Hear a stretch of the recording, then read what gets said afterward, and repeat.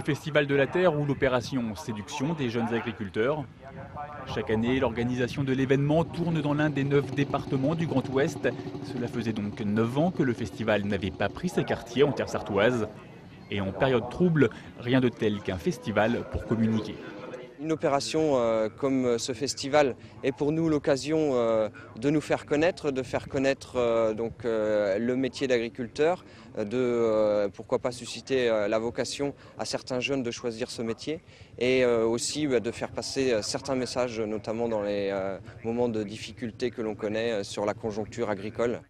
Mais loin des tracas économiques, le Festival de la Terre, c'est aussi l'occasion de montrer des savoir-faire avec par exemple les concours départementaux et régionaux de labour. Ce n'est pas un concours de vitesse. Il y a 2h30 pour faire une parcelle de 20 hectares, donc ce n'est pas du tout un concours de vitesse. Et ce qu'on regarde surtout aujourd'hui, c'est la rectitude du travail. La rectitude, la qualité, il faut que ce soit bien plat, les raies de même hauteur, de même largeur. Pas de chaume, l'herbe bien enterrée. Vous l'aurez compris, c'est un peu la haute couture des labours et c'est peut-être ce qui plaît aux participants. Il faut déjà aimer la terre pour faire ce concours, ça c'est clair. Et après, il faut aimer du travail bien fait. Donc c'est vrai que c'est un concours quand même qui est spécial parce qu'on ne laboure pas tous les jours de cette façon-là.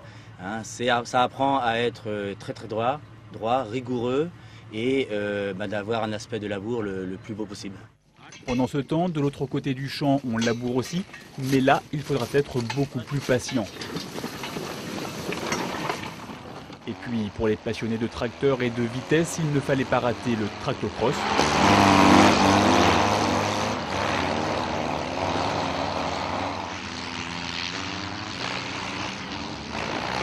Petite ombre au tableau, les organisateurs attendaient 5000 visiteurs.